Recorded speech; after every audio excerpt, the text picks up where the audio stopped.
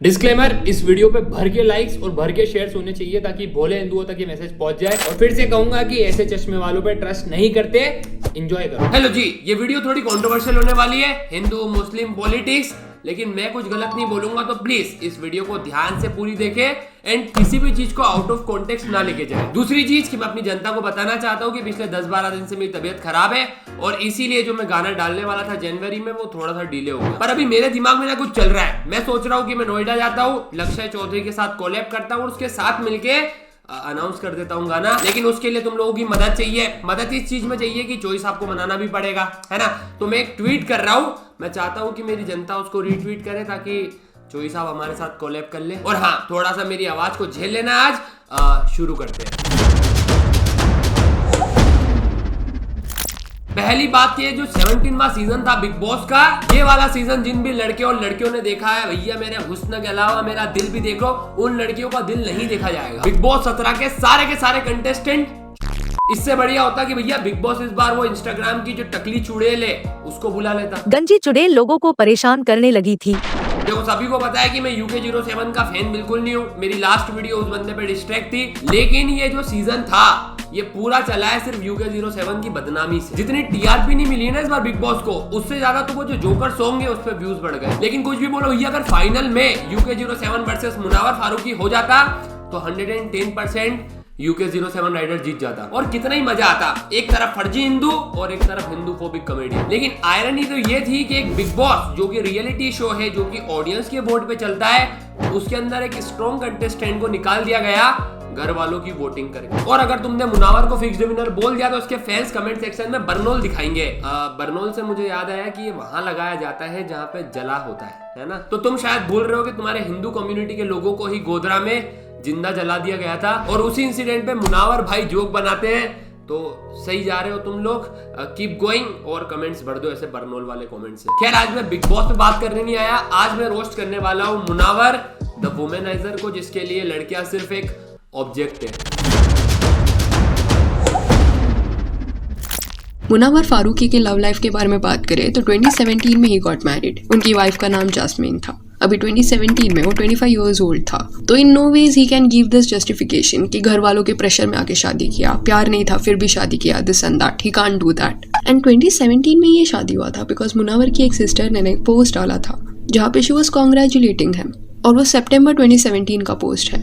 And as के बारे में डिस्कशन यहाँ पे इसलिए हो रहा है बिकॉज लॉकअप के दौरान ना मुनावर सेड कि काफी यंग एज में उसकी शादी हो गई थी। 25 साल का एक आर्टिस्ट जो गानों के अंदर खुद को मैच्योर और समझदार दिखाता है, वो 25 साल की उम्र में 2017 में शादी करता है। शादी के 1 साल बाद उसका एक लड़का होता है। फिर 2021 में जब उसका बच्चा 4 साल का होता है तो नाजिला के साथ मिलके एक्स्ट्रा मैरिटल अफेयर चलाता है, नाजिला को ये बोल के कि मेरी वाइफ मेरे पे चीट कर रही थी तो मैंने भी कर दिया। खैर, 2022 में ये लोग डिवोर्स की प्रोसेस स्टार्ट करते हैं और तब ये जाते हैं लॉकअप शो में। लॉकअप शो जहाँ पे कच्चा बादाम वाली अंजलि हमारे मुनावर पे फिदा हो जाती है।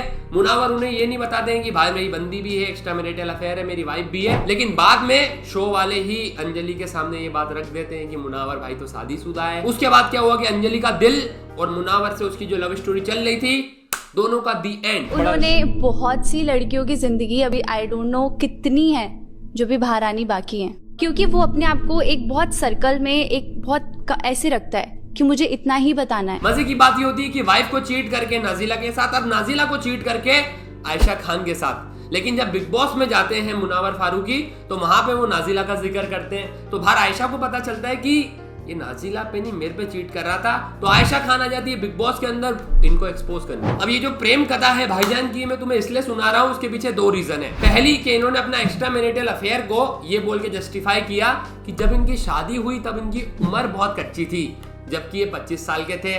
इसका मतलब जिन्हें समझ नहीं आ रहा है, विक्टिम कार्ड, ये विक्टिम कार्ड है जिसे आजकल सभी लोग अपनी जेब में रखते हैं। दूसरा, जब इनके अफेयर्स पकड़ा गए, ये बदनाम होने लग गए, तब इन्होंने कहा कि ये जो मैं एक्स्ट्रा मैरिटल अफेयर चला रहा हूँ, ये गर्लफ्रेंड्स बना रहा हूँ, ये इसलिए है क्योंकि मेरा 4-5 साल का बेटा है तो उसके लिए माँ ढूंढ रहा हूँ। लेकिन सोचने वाली बात ये है कि जब इन्होंने नजीला को डेट किया तब वो 19-20 साल की थी। जब इन्होंने आयशा को डेट किया वो 20-21 साल की थी। तो अगर आप भाईजान अपने बच्चे के लिए माँ ढूंढ रहे हो तो एक मैच्योर या खुद की कम्युनिटी की कोई सही लड़की ढूंढो ना, मतलब रिलेटिव्स को बोल के। जिन्हें समझ नहीं आया, ये भी एक फोकट का जस्टिफिकेशन और विक्टिम कार्ड। और जब भी उनके ऊपर कोई कार्रवाई की जाती है वो इस कार्ड को निकाल देते हैं।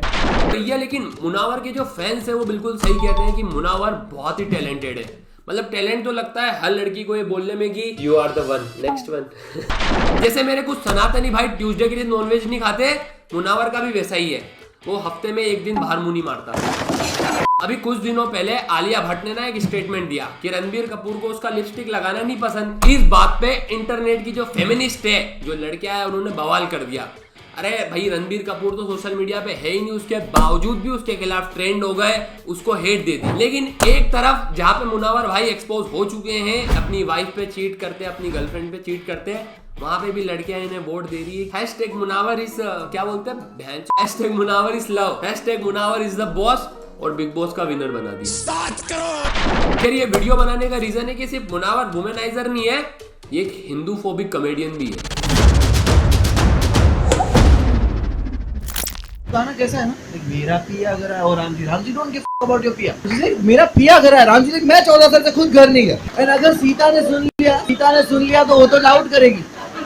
If your husband is so why you are updating my husband? Munawar ने ऐसे और भी जोक्स मारे, लेकिन मेरे शहर इंदौर में जब वो ये परफॉर्मेंस दे रहे थे तो पुलिस ने धर लिया और उनकी फाड़ दी। तो मुनावर फारूकी को फिर से हो सकता है जेल भाई। क्यों? वही पुराने केस को लेकर ना, आपको पता होगा एक बार वो अरेस्ट हुए थे इंदौर में। स्टैंड अप कॉमेडी के दौरान उन्होंने भगवान का मजाक उड़ाया, जिसके लिए उनको जेल भेज दिया गया था। 35 डेज वो वहां रह के आए ना। यस, वो इंटरिम बेल में निकले ना। तो उसी टाइम ना टुकोगंज पुलिस चार्जशीट सबमिट करने वाले थे कोर्ट में, बट वो डिले हो गया ना। अब डिले क्यों हुआ है? Because of the pending permission approval to be given by the Madhya Pradesh state government. तो जैसे Madhya Pradesh state government permission approve कर देते हैं तो उनके अगेंस्ट में चार्जशीट सबमिट किया जाएगा as per the criminal procedure mandate. अगर चार्जशीट फाइल हो जाता है, मुनावर फारूकी गिल्टी पाए जाते हैं, तो उनको 3 साल तक का सजा हो सकता है, या फिर फाइन भरना पड़ सकता है, या फिर दोनों ही होगा ना, जेल भी होगा, फाइन भी होगा। मुनावर भी जानता है कि वो खुद की कम्युनिटी के खिलाफ, खुद के गोड्स के खिलाफ ऐसे जोक्स नहीं बना सकता, वरना जेल नहीं सीधा हेल होगी। और अगर वो हिंदू देवी देवताओं के खिलाफ जोक बनाएगा तो ये जो जेनजी है हमारे हिंदू, जो अभी अयोध्या में राम मंदिर की खुशी में रोज रील्स अपलोड कर रहे थे,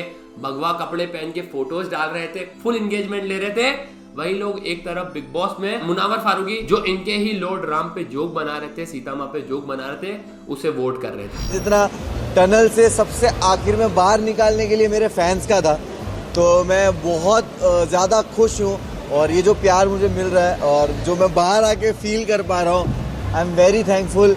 इस तरह के फैंस नसीब वालों को मिलते हैं और मुनावर नसीब वाला है। मुनावर तू नसीब वाला नहीं है, इस देश की जनता और हिपोक्रेट है। मुनावर को हिंदू फोबिक टैग देने का ना एक और रीजन है। 27 फरवरी 2002 अयोध्या से गुजरात एक ट्रेन आ रही थी, साबरमती एक्सप्रेस। तो हिंदू मुस्लिम दंगों के तहत उसके अंदर 4 या 5 बोगी में गेट और खिड़कियों को लॉक करके उन डब्बों में आग लगा दी गई, जिनमें हिंदूस थे, और 59 के लगभग हिंदूस जल के मर गए। अब सबसे सड़ी बात यह कि इस इंसिडेंट पे मुनावर फारूकी अपना डार्क ह्यूमर दिखाते हैं। तो वो जो एज है ना आपकी छोटी वाली 5, 6, 7 वाली, वो उस एज में ना आपको एक्शन मूवीज, VFX मूवीज वगैरह देखने का बहुत शौक होता है राइट? तो मैं उस वक्त एज में ये जब स्टोरीज वोरीज सुनते थे तो मुझे भी बहुत शौक था। तो मैं टीवी पे देख रहा था द बर्निंग ट्रेन। तो डैड आए एंड डैड इज लाइक, ये बकवास मत देखा कर, उन्होंने चैनल बंद कर दिया। एंड आई वाज लाइक, क्यों ऐसा? ही इज लाइक, ये गोधरा कांड का वीडियो है। मैं ये नहीं कहता कि मुनावर आर्टिस्ट गंदा है, लेकिन वो अपने आर्ट का इस्तेमाल करता है सॉफ्ट इन्फ्लुएंस में।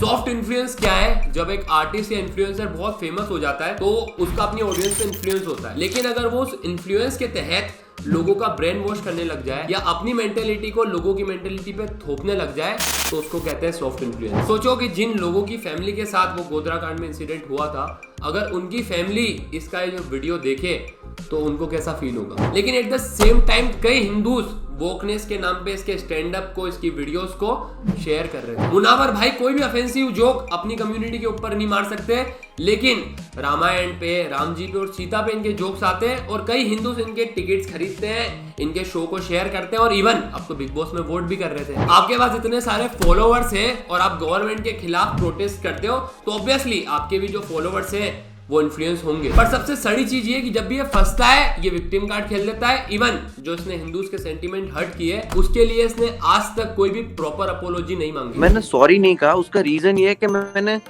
इंटेंशन ही नहीं है गलती करूं और मैंने किया ही नहीं। भाई दूसरों के भगवानों को टारगेट करते हैं, जोक्स बनाते हैं और कह देते हैं कि यार मेरा इंटेंशन नहीं था यार। अब इस चीज को ना मैं तुम्हें समझाना चाहता हूँ पर थोड़ा दूसरे तरीके से। तो थोड़े दिनों पहले सोशल मीडिया पे एक केस बहुत वायरल हुआ था। तो अगली ये अपडेट के बारे में बात करें 21 साल की लड़की के बारे में, जिसका न्यूज अभी काफी ज्यादा वायरल हो रहा है। मुंबई से है, उसने एक इंस्टाग्राम अकाउंट बनाया, ठीक है, पनिश माय रेप करके, जिसमें उन्होंने एक ही पोस्ट किया। यहाँ पे वो बताती है वो जो एक बंदे के साथ हैंग आउट करने का डिसाइड करती है, जिसके साथ वो काफी टाइम से इंस्टाग्राम पर बात कर रही थी। वो लड़के का नाम है हितिक्षा, ठीक है। वो लड़के एंड हितिक्षा ड्रिंक्स एंड पार्टी करने के लिए एक रेस्टोरेंट में जाते हैं। इसके बाद कुछ टेकिला शॉट्स लेने के बाद वो नशे में आ जाती है। इसके बाद वो और इंसिस्ट करता है ड्रिंक करने के लिए, एंड वो पीने के बाद वो होश में नहीं होती है। जब वो होश में आती है तो वो देखती है कि वो जो बंदा हितिक्षा उसको कर रहा है, एंड वो उसको रोकने का कोशिश भी करती है, बट वो रुकता नहीं है। इनफैक्ट वो लड़की को 3 बार थप्पड़ भी मारता है गुस्से में आके। इसके बाद ऑफ कोर्स वहां पे हल्ला हो जाता है, उसका दोस्त आता है। बेसिकली वो हितिक्षा का दोस्त का रूम था, एंड वो जो लड़की है वो अपनी कजिन को बुलाकर चली जाती है घर। इसके बाद लड़की के फैमिली ने FIR दर्ज कर दिया ना हितिक्षा के अगेंस्ट में। बता दो सुबह को हितिक्षा को भी शायद से रियलाइज होता है कि उसने गलती करा है, एंड वो ना एक लंबा अपॉलॉजी मैसेज भेजता है, जिसको कि यहाँ पे वो लड़की शेयर की ना। मैसेज में क्या लिखा हुआ है आप देख सकते हो। Hi, I am genuinely sorry for whatever happened tonight, didn't mean to do what happened, didn't want to do what happened, मतलब इंटेंशन नहीं था लेकिन हो गया। तो अब जब ये बंदा ऐसा बोल रहा है तो क्या इसकी गलती माफ हो जाती है? क्या इसके ऊपर केसेस नहीं लगने चाहिए? अगर कोई चोरी कर लेता है और कह देता है कि यार मेरा इंटेंशन तो गरीबों को खाना खिलाने वाला था मैं इस पैसे से, तो भाई माफ हो जाएगा क्या? मोरल ऑफ द स्टोरी के मुनावर बहुत ही समझदार है विक्टिम कार्ड खेलने में, लोगों को मैनिपुलेट करने में, और जितना वो समझदार है उतनी ही है इस देश की जनता। हमारे देश में हम तो यही मानते थे कि भगवान श्री राम की लहर चल रही है पूरे देश में। पूरे देश के जो करोड़ों लोग हैं राम भक्ति में डूबे हुए हैं। लेकिन जब वो राम भक्ति में डूबे हुए थे तो इस भक्ति में डूबते डूबते वो रियलिटी शोज़ भी देख रहे थे, वो टीवी भी देख रहे थे, और रियलिटी शो में फारूकी साहब के लिए लगातार वोटिंग भी कर रहे थे। और ये देश कितना महान है, यहाँ पर राम भक्त भी सरवाइव कर रहे हैं, वो भी खुश हैं, और भगवान राम का अपमान करने वाले को वोट देने वाले लोग भी इस देश के उतने ही नागरिक हैं, उनके पास भी एक ही वोट देने का अधिकार है और वो भी खुश हैं। इसलिए आज आपको फक्र होना चाहिए कि आप भारत जैसे देश में रहते हैं। एट द एंड में बस यही कहना चाहूंगा कि इस चैनल पे मैं ब्लंट और ऑनेस्ट ओपिनियन देता हूं, तो ऐसे ही ओपिनियंस के लिए प्लीज सब्सक्राइब करो। और हाँ, मैंने 4 दिन में डिस्ट्रैक्ट बनाया था UK07 राइडर के ऊपर, जो स्क्रीन पे आ रहा है, ये तुम देख सकते हो। बाय। कैसे भूल जाऊं उन बात को, सोते साथ में थे हम रात को, केंदी नाक के पास रखो माइक को, एहसास लूंगी जैसे साथ हो।